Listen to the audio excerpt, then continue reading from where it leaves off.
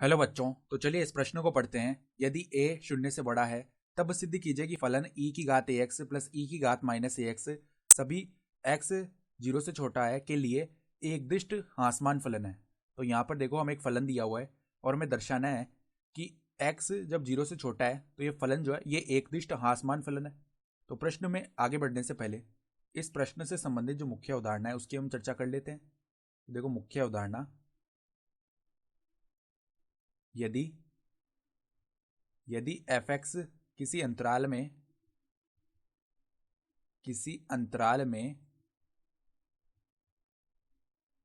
एकदिष्ट हाँसमान फलन हो, एकदिष्ट हाँसमान फलन हो, तो उस अंतराल में क्या होता है? तो उस अंतराल में f डैश x का जो मान होता है वो शून्य से छोटा होता है। ठीक है, तो यहां पर देखो, अर्थात ऋणात्मक होता है मान, शून्य से छोटा या ऋणात्मक बोल सकते हैं। तो यहां पर जो फलन है fx, हमने जो फलन दिया उसको एक बार fx बोल लिया, तो वो किसके बराबर है? e की घात ax प्लस में e की घात माइनस ax।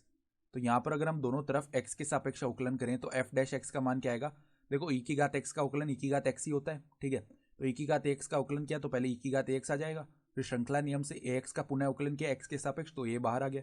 ठीक है, फिर देखो प्लस में यहाँ पर e की घात माइनस ax ऐसा का ऐसा आ गया, फिर श्रृंखला नियम से माइनस ax का पुनः अवकलन करेंगे तो माइनस का ये आगे आ जाएगा, तो यहाँ पर माइनस का ये हो गया, तो ये आ गया f डैश x का मान। ठीक है, तो हमें देखो किसके लिए सिद्ध करना था?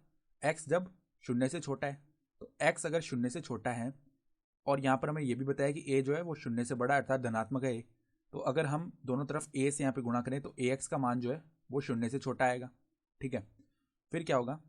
e की घात ax का जो मान है वो भी शून्य से छोटा आएगा अर्थात ऋणात्मक आएगा। ठीक है, और अगर ax शून्य से छोटा है तो माइनस ax का जो मान है वो शून्य से बड़ा आएगा।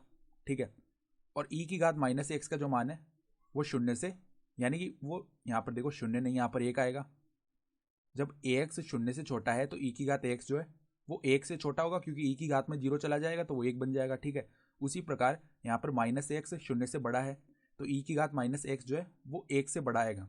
ठीक है, तो हम क्या देख पा रहे हैं कि e की घात x का मान जो है वो तो एक से छोटा है और e की घात माइनस एक्स का जो मान है वो एक से बड़ा है। तो यहाँ पर अगर हम a को उभयनिष्ठ निकालें तो क्या बनेगा? e की घात x माइनस e की घात माइनस एक्स।